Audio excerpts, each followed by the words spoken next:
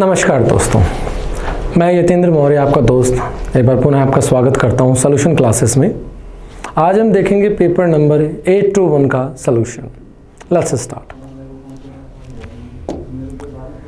Friends, हमारा पहला जो क्वेश्चन है वो है select the most appropriate synonym for the given word. हमें क्या करना है, सिनोनिम देना है हमें। और हमारा पहला वर्ड है परफिडियस। परफिडियस का मतलब क्या होता है? परफिडियस का मतलब होता है गद्दार। परफिडियस का मतलब क्या होता है? गद्दार। तो इसका सिनोनिम भी क्या हो जाएगा? ट्रीचरस हो जाएगा। इसका सिनोनिम भी क्या हो जाएगा? ट्रीचरस, क्योंकि ट्रीचरस का मतलब भी क्या होता है? गद्दार ही होता है, या धोखेबाज मैं कह सकता हूं, धोखेबाज। ठीक है। अन्य शब्दों के ध्यान देते हैं। ऑनेस्ट मतलब ईमानदार, फेथफुल मतलब वफादार, और लॉयल का मतलब भी वफादारी कह सकते हैं अपन। फेथफुल मतलब जिस पर अपन विश्वास जता सके, विश्वासी व्यक्ति। ठीक है, बढ़ते हैं दोस्तों आगे।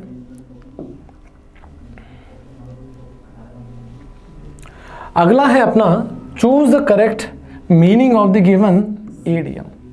हमें जो ईडियम है उस ईडियम का सही अर्थ हमें बताना है। और ईडियम में अपनी हॉब्सन्स चॉइस, और हॉब्सन्स चॉइस का मतलब होता है दरअसल वास्तव में कोई विकल्प नहीं होता, उसी परिस्थिति को कहते हैं हॉब्सन्स चॉइस। तो a dilemma between two evils, दो बुराइयों के बीच में, दो नकारात्मक चीज़ों के बीच में डिलेमा, ये नहीं होगा। A free and fair decision, एकदम सही और मुक्त निर्णय, ये भी नहीं होगा। No real choice at all, तो अपना ऑप्शन सी आंसर हो जाता है। बढ़ते हैं आगे। Yes, select the most appropriate antonym. अब एंटीनम का मतलब क्या हो गया? हमें इसका विलोम देना है, हमें इसका उल्टा शब्द देना है। और हमारा वर्ड है फिडेलिटी। प्यारे दोस्तों, फिडेलिटी का मतलब होता है वफादारी। वफादारी है ना। अब वफादारी का मतलब उल्टा क्या हो जाएगा? बेवफाई, या जो वफादारी नहीं होती है। ठीक है, तो उसका अपना सिनोनिम एंटीनम हो जाएगा डिसलॉयल्टी। डिसलॉयल्टी का मतलब क्या होता है? जो कि वफादार नहीं है, यानी अवफादारी मैं कह सकता हूं।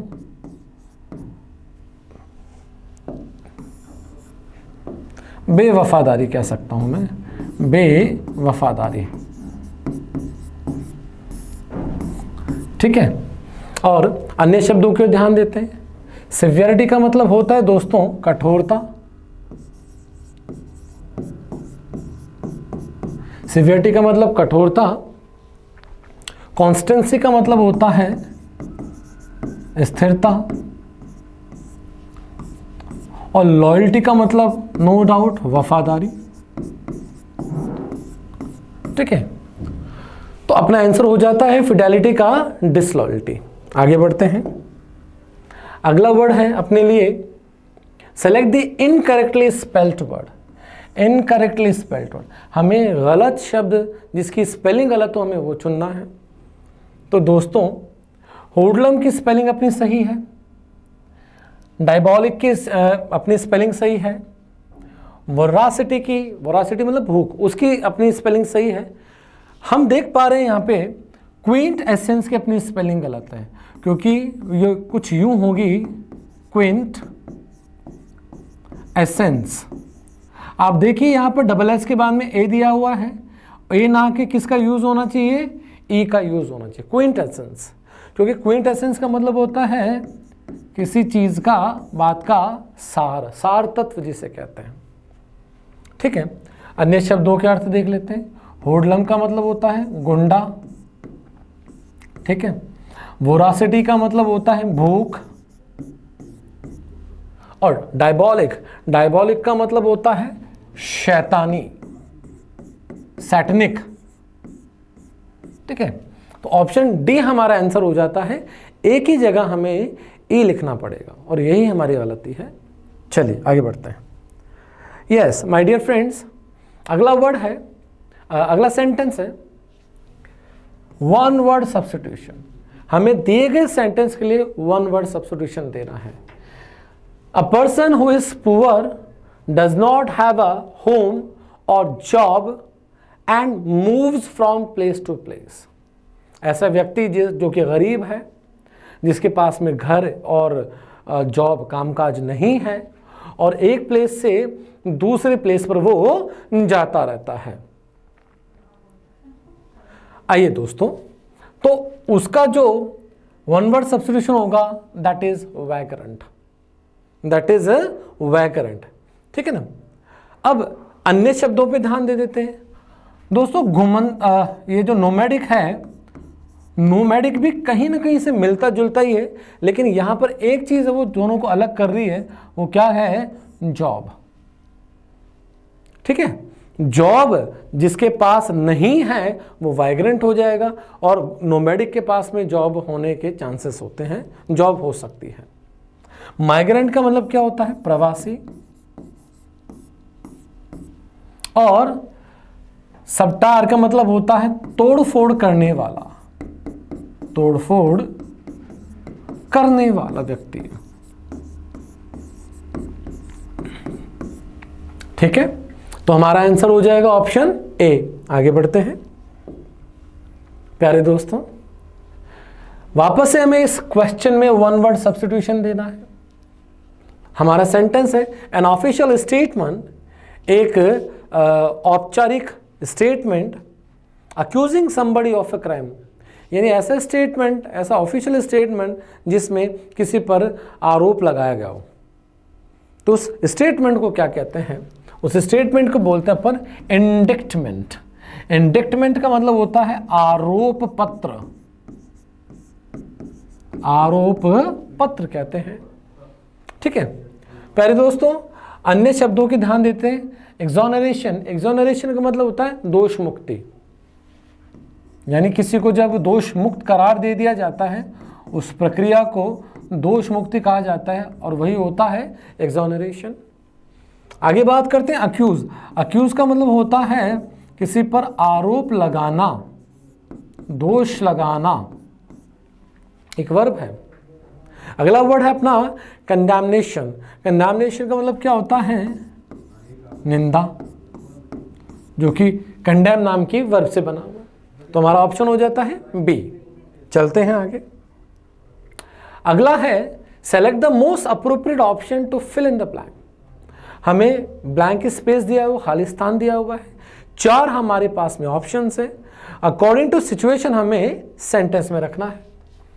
The startup scaled so rapidly, यानी जो स्टार्टअप किया था, जो नया बिजनेस डाला था, वो बहुत तेजी से आगे बढ़ा, इतनी तेजी से आगे बढ़ा दैट इट्स इंफ्रास्ट्रक्चर, इसका जो आधारभूत ढांचा है, कुड डैश कीप पेस, यानी उतना आधारभूत ढांचा नहीं जितना कि तेजी से बढ़ा। तो यहां पर आ जाएगा बेयरली। बेयरली मतलब मुश्किल से, कि मुश्किल से इसका आधारभूत ढांचा उसको पेस को संभाल सका, इसकी गति को संभाल सका, इतने तेजी से बढ़ा है। ठीक है, इसलिए यहां पर बेयरली का यूज होगा। ठीक है, आइए दोस्तों आगे बढ़ते हैं। अगला है, वापस से हमें एप्रोप्रिएट ऑप्शन ही फिल करना है दिए हुए खालिस्तान में। सेंटेंस अपना रेयर दो द फेनोमेनन इज, रेयर दो द फेनोमेनन इज, यानी चाहे जितना ही दुर्लभ यह बात हो, चाहे जितनी ही दुर्लभ ये तथ्य हो, it can occur dash prolonged drought condition. Prolonged मतलब लंबा, प्रोलॉन्ग्ड मतलब लंबा, ड्रॉट कंडीशन मतलब सूखे की परिस्थितियां, सूखे की या अकाल जैसी मैं कह सकता हूं, सूखे या अकाल यहां पे लिख लेते हैं अपन,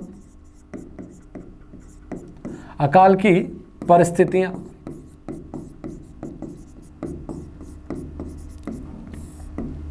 कि चाहे जितना भी दुर्लभ ये फेनोमेनन तथ्य हो, यह डैश लंबे अकाल जैसी परिस्थितियों के अंतर्गत गठित हो सकता है। अकर का मतलब क्या होता है दोस्तों? होना। अकर का मतलब होता है होना, घटित होना। तो यहां पर जब किसी चीज के अंतर्गत कोई काम होता है, किसी चीज के एक अधीनता में जब कोई काम होता, तो वहां अंडर का यूज होता है। तो ये कह रहा है कि चाहे जितना भी दुर्लभ ये संयोग हो, यह किसी भी प्रकार की लंबी अकाल जैसी परिस्थितियों के अंतर्गत गठित हो सकता है, इसलिए अंडर का यूज होगा। क्योंकि अकाल की परिस्थितियों के अंतर्गत की बात है, इसलिए अंडर का यूज होगा। बढ़ते हैं आगे।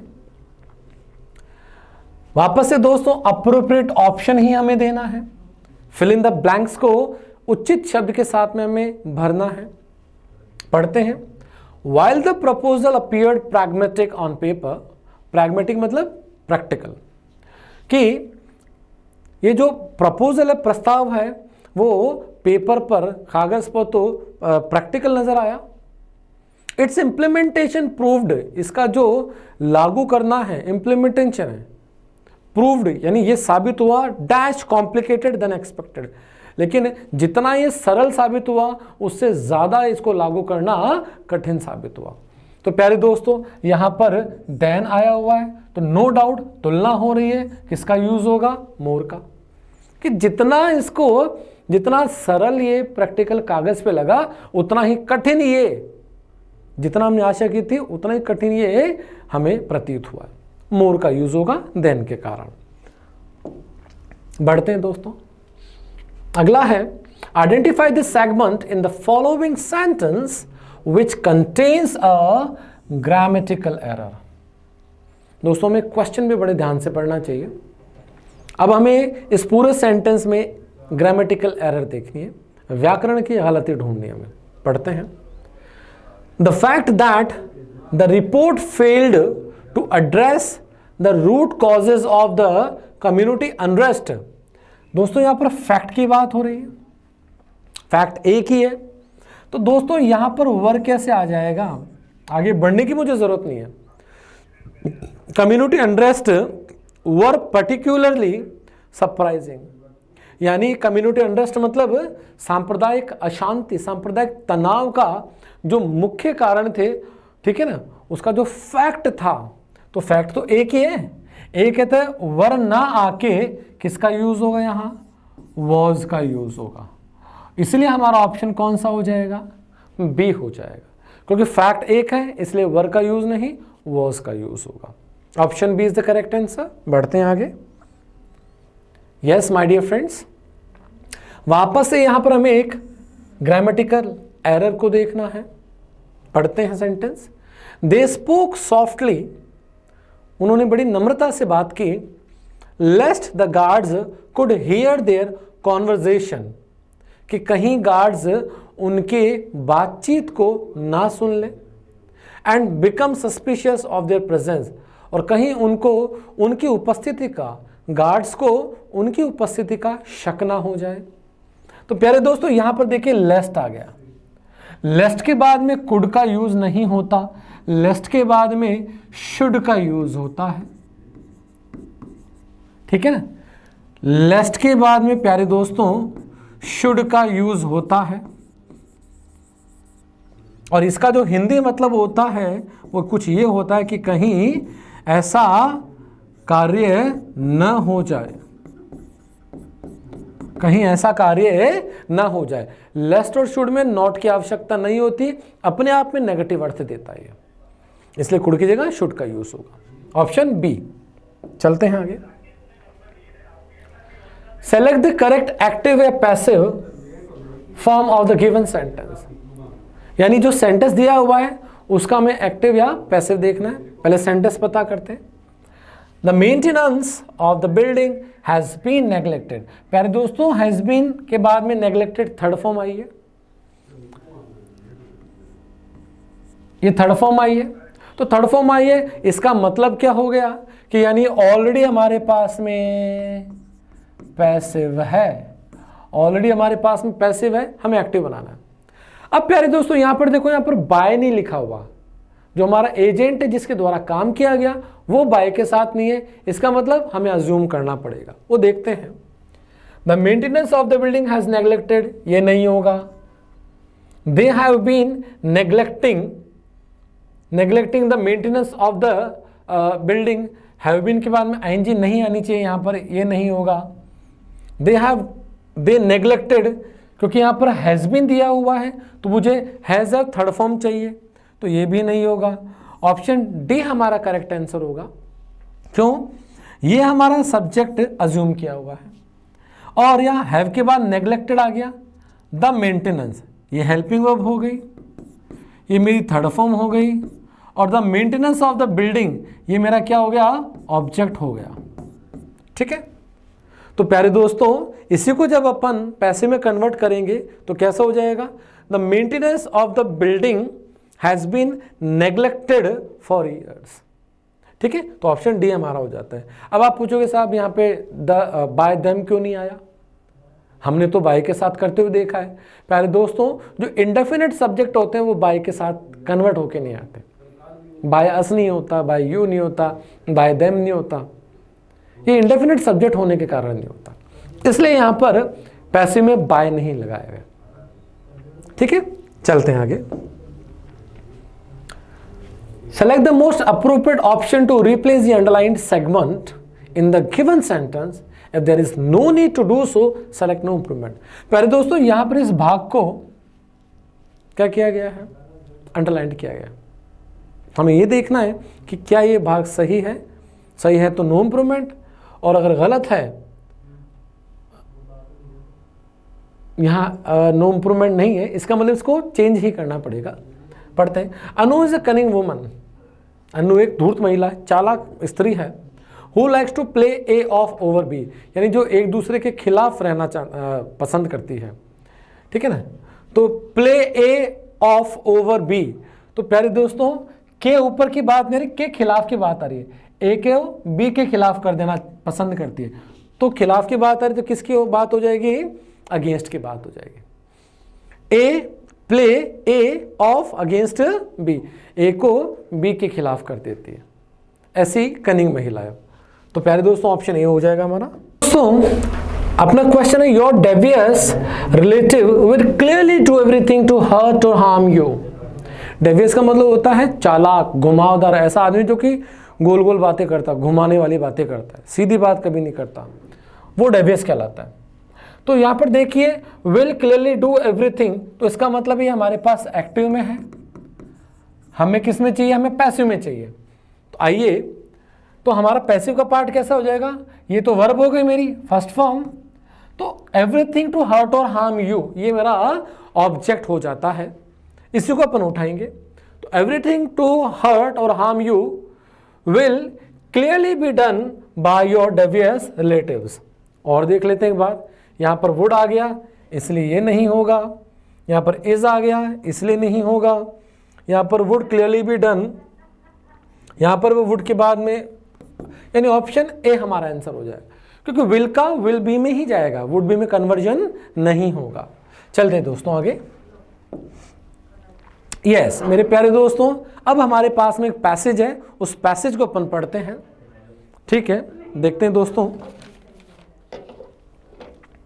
दो education and wisdom are often confused, हालांकि शिक्षा और ज्ञान ऑफन कंफ्यूज्ड, अक्सर क्या रहते हैं? कंफ्यूज्ड रहते हैं। अ डिसर्निंग माइंड रिकग्नाइजेस। पहले दोस्तों यहाँ डिसर्निंग एक वर्ड आया है, डिसर्निंग का मतलब होता है अच्छी समझ रखने वाला।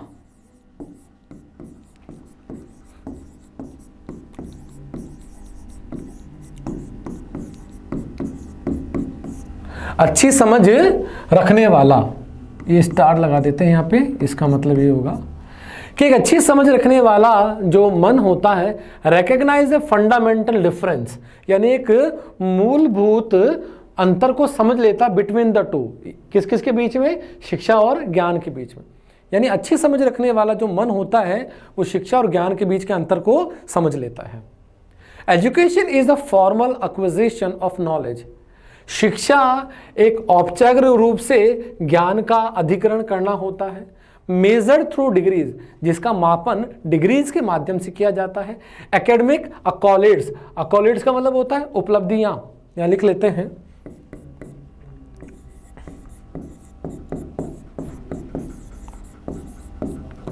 उपलब्धियां भी कह सकते हैं और प्रशंसा भी अकॉलेड होता है, जो कि अकादमिक उपलब्धियों के कारण and proficiency in structured disciplines, और जो उनकी क्षमता आ चुकी है, जो प्रोफिशिएंसी आ चुकी है स्ट्रक्चर्ड डिसिप्लिन में, उनके डिसिप्लिन्स में, उनसे मापन जाता है।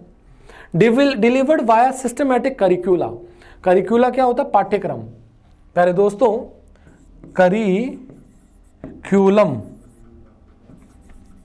करिकुलम सिंगुलर वर्ड होता है और करिकुलम का प्लूरल क्या होता है? करिक्यूला होता है। करिक्यूला ये प्लूरल वर्ड होता है, ठीक है। यानी डिलीवर्ड वाया सिस्टमैटिक करिकुला, यानी जो कि एक व्यवस्थित पाठ्यक्रमों के माध्यम से प्रदान किया जाता है। एंड थियोरेटिकल फ्रेमवर्क्स, और जो सैद्धांतिक फ्रेमवर्क है, ढांचे में प्रदान किया जाता है, थियोरी के माध्यम से प्रदान किया जाता है। Wisdom however transcends this rigidity, transcend का मतलब होता है पार पा जाना। प्यारे दोस्तों, यहां पे अंडरलाइन कर देता हूं मैं, ट्रांसेंड का मतलब होता है पार पा जाना, पार पाना, यानी जो पार हो जाए, ठीक है। तो wisdom however transcends this rigidity, rigidity मतलब कठोरता, और विजडम यानी जो ज्ञान है वो इस कठोरता को उसके ऊपर चला जाता है, उससे पार पा जाता है। It is the judicious application, judicious मतलब समझ से भरा हुआ, यह एक समझ से भरा हुआ एप्लीकेशन है नॉलेज का, कि नॉलेज को, ज्ञान को कैसे लागू किया जाए टू रियल लाइफ कॉन्टेक्स्ट, यानी जीवन के वास्तविक परिप्रेक्ष्य में। एनरिच्ड बाय एक्सपीरियंस, जो कि अनुभव से भरा है, अनुभव से समृद्ध है। इंट्रोस्पेक्शन, आत्मसात, ठीक है ना, आत्मसात से भरा हुआ है। एंड इमोशनल इंटेलिजेंस, और भावनात्मक इंटेलिजेंस, बुद्धिमत्ता से परिपूर्ण है। एन एजुकेटेड इंडिविजुअल में रिमेन बेरिफ्ट, यानी एक शिक्षित व्यक्ति रिमेन बेरिफ्ट मतलब वंचित हो सकता है। बेरिफ्ट का मतलब होता है दोस्तों वंचित होना, मैं लिख देता हूं,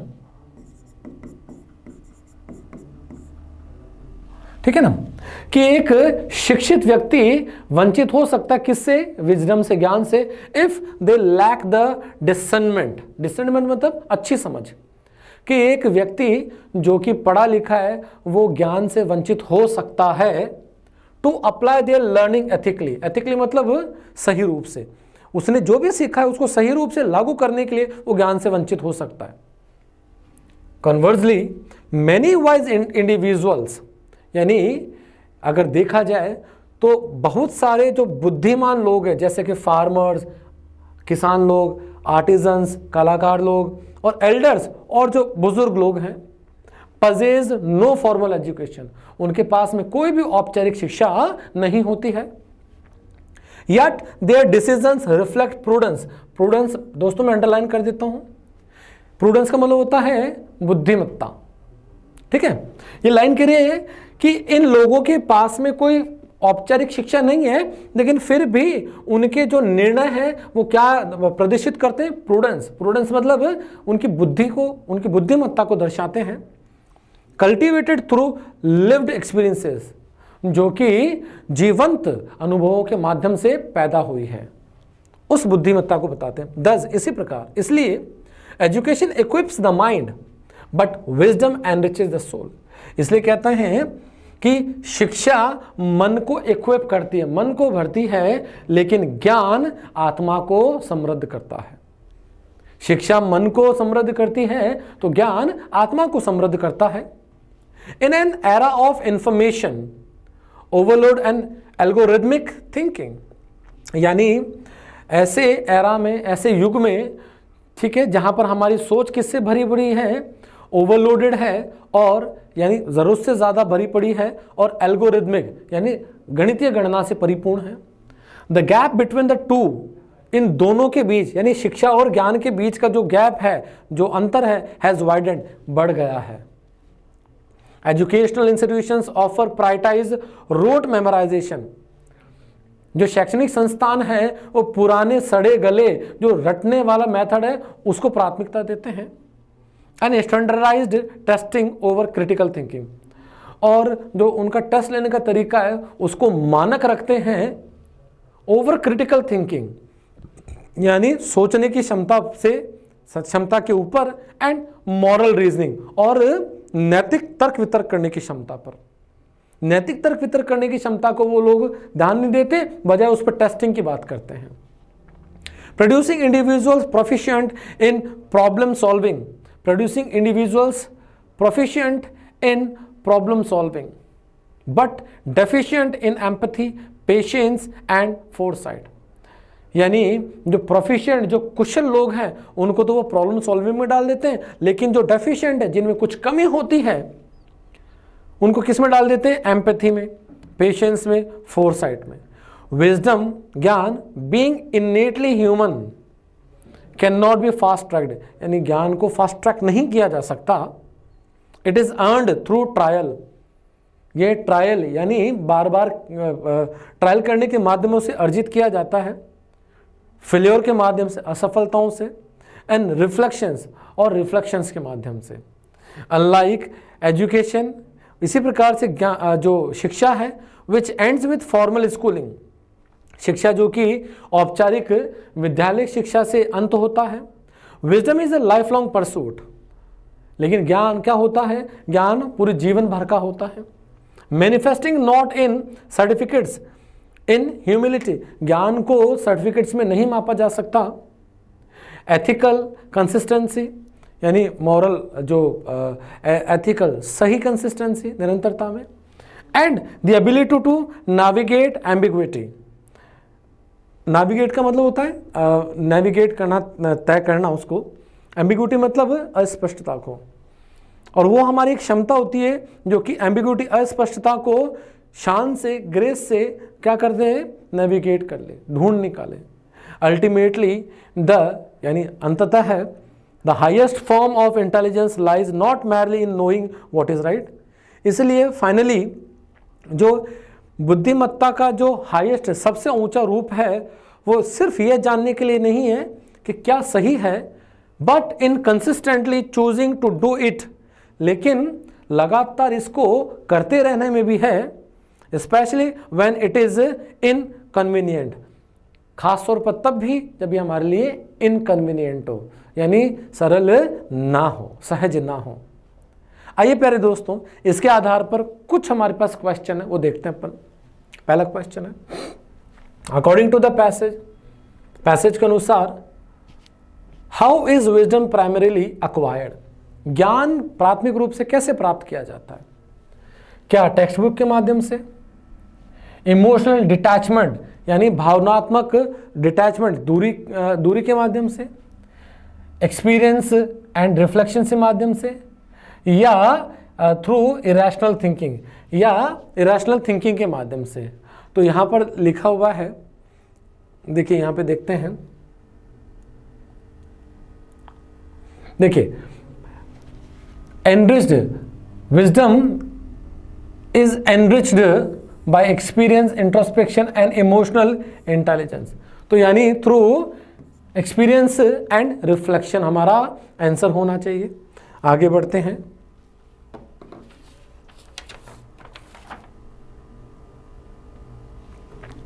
अगला क्वेश्चन है, what does the author mean by wisdom enriches the soul, कि लेखक का इस वाक्य से क्या अर्थ है कि ज्ञान आत्मा को समृद्ध करता है? इट एनहांसेस एकेडमिक सक्सेस, क्या ये अकादमिक सफलता को बढ़ाता है? It fosters deeper moral insight, कि हमारे अंतर्मन को बहुत गहराई से सींचता है। इट इम्प्रूव्स वर्बल एक्सप्रेशन, क्या ये मौखिक एक्सप्रेशन भाव को इम्प्रूव करता है? It sharpens mathematical skills. तो प्यारे दोस्तों, तीनों ही नहीं आएंगे, ACD ऑप्शन बी आएगा। It foster deeper moral insight, हमारे अंतर्मन को बहुत गहराई में जाकर सींचता है। बढ़ते हैं आगे। अगला है, who according to the author can be wise, कौन सा व्यक्ति लेखक के अनुसार बुद्धिमान हो सकता है, डेस्पाइट लैकिंग फॉर्मल एजुकेशन, बावजूद इसके कि उसने कोई औपचारिक शिक्षा नहीं ग्रहण की हो। क्या वो साइंटिस्ट, स्कूली बच्चे, बुजुर्ग, किसान और कलाकार, या टेक्नोक्रेट्स जो बड़े बड़े तकनीकी लोग होते हैं। दोस्तों ए बी डी नहीं होगा, ऑप्शन सी होगा। आप देख सकते हैं यहाँ पे लिखा हुआ है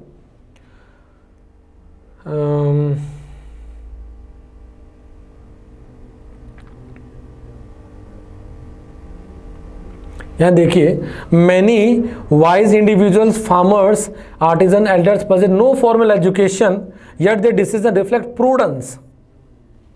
तो ऑप्शन सी हमारा आंसर आएगा। बढ़ते हैं आगे। What is the central contrast drawn in the passage?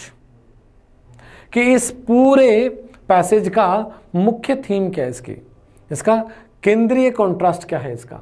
Education versus career नहीं है, इंटेलिजेंस वर्सेस मेमोरी नहीं है, रीडिंग वर्सेस राइटिंग ये भी नहीं है, formal learning versus applied wisdom, बिल्कुल ऑप्शन डी हमारा आंसर हो जाएगा।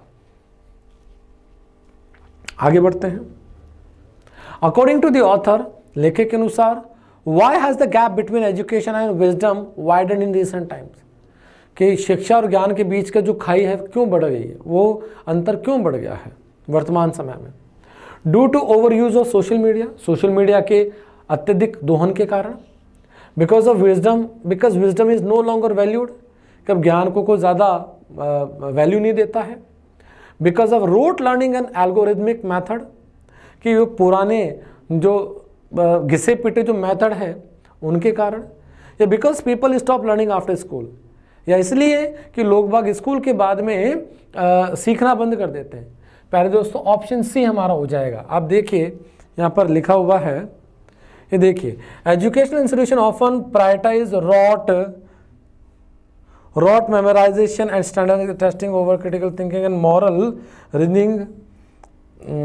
बिल्कुल, ये देखिए, the gap between the two has widen, ये देखिए दो के बीच में गैप बढ़ गया क्योंकि जो सड़े गले पुराने जो घिसे पीटे हैं मामले हैं उनको ही प्राथमिकता दी जा रही है। ऑप्शन सी हमारा आंसर हो जाएगा। बढ़ते हैं आगे। तो ये हमारा पैसेज यहाँ खत्म होता है। आगे बढ़ते हैं दोस्तों। Choose the most suitable option to replace the highlighted part of the sentence to correct it.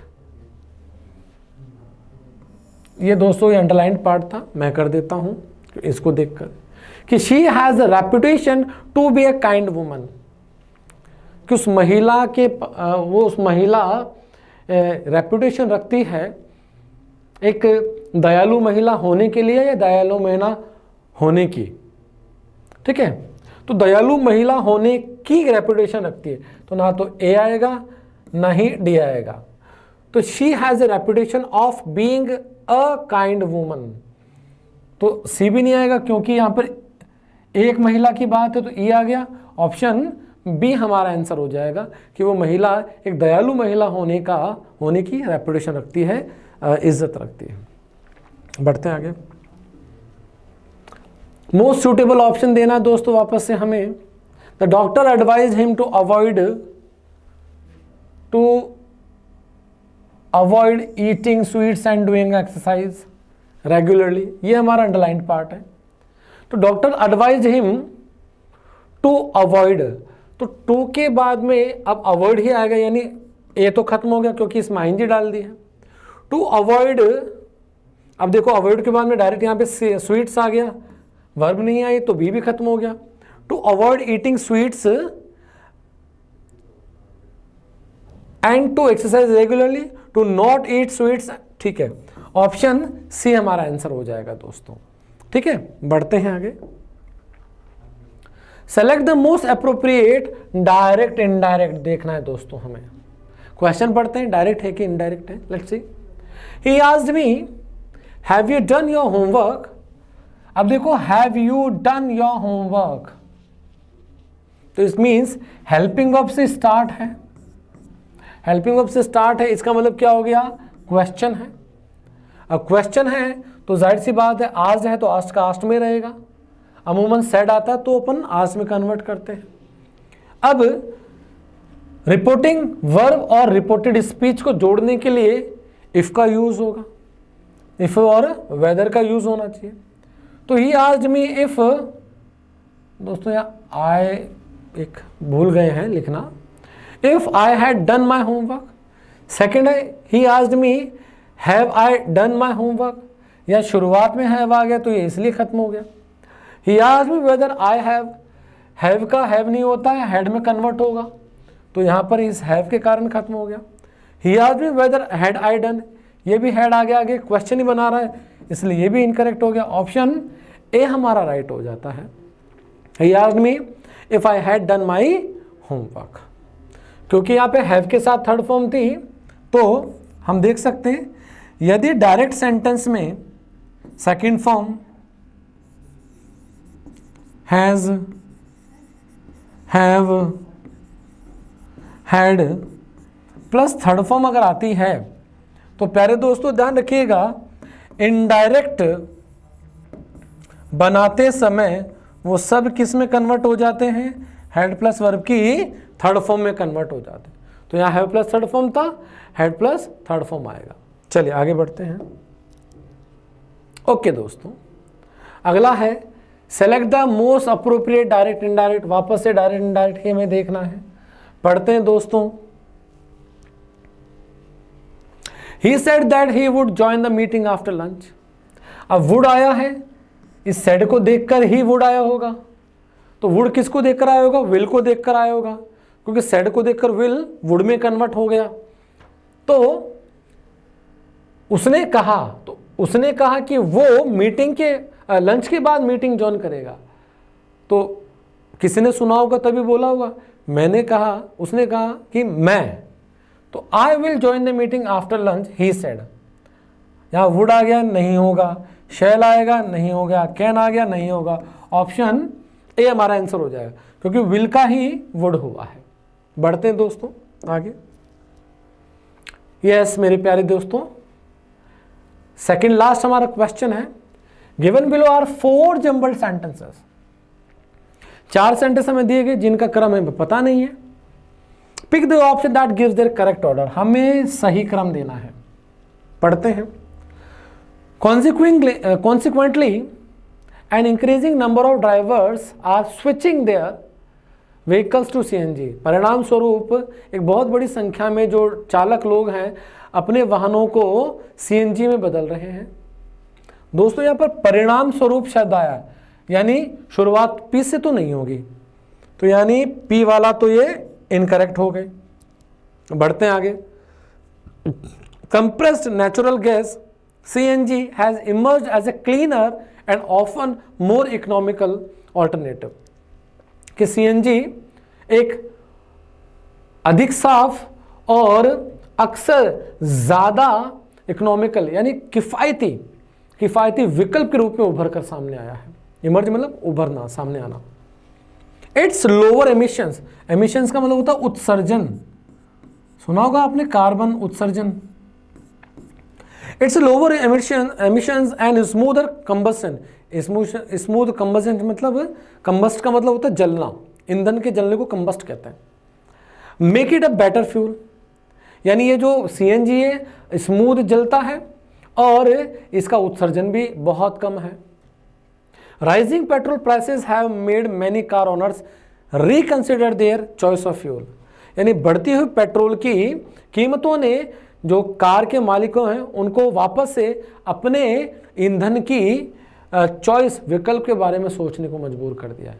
तो मेरे प्यारे दोस्तों, मेरे हिसाब से नंबर 1 एस आना चाहिए, क्योंकि सबसे पहले सोचेगा, उसके बाद में देखो ऑल्टरनेटिव आया, सोचेगा तभी तो ऑल्टरनेट निकल कर आएगा। तो एस के बाद में क्यों आया, एस के बाद में क्यों, ऑप्शन बी हमारा करेक्ट आंसर हो जाता है। बढ़ते हैं आगे। आज का हमारा लास्ट क्वेश्चन, 4 वापस से जम्बल्ड सेंटेंसेस हमारे पास में दोस्तों, और अब हमें करेक्ट ऑर्डर देना है। कॉन्सिक्वेंटली सिटीजन्स एंजॉय रिमार्केबल मतलब उल्लेखनीय, रिमार्केबल सोशल स्टेबिलिटी, यानी जो नागरिक है वहाँ के, कहाँ के वो देखेंगे, नागरिक है वहाँ के उल्लेखनीय सामाजिक स्थिरता और नियमित रूप से जीवन के उच्च मानकों को एंजॉय करते हैं, उनका आनंद लेते हैं। परिणाम स्वरूप स्वीडन इज वाइडेंड। सबसे पहले स्वीडन की बात आएगी तो मेरे प्यारे दोस्तों नंबर 1 इसी से स्टार्ट होना चाहिए, यानी ना तो सी होगा ना ही डी होगा, ए और बी मिस होगा। Sweden is widely regarded as a paradigm. Paradigm का मतलब होता है आदर्श नमूना।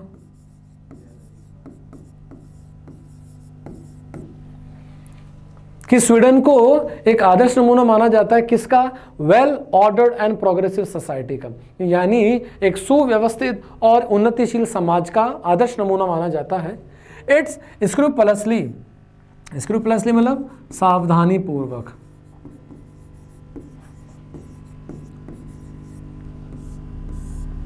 ठीक है।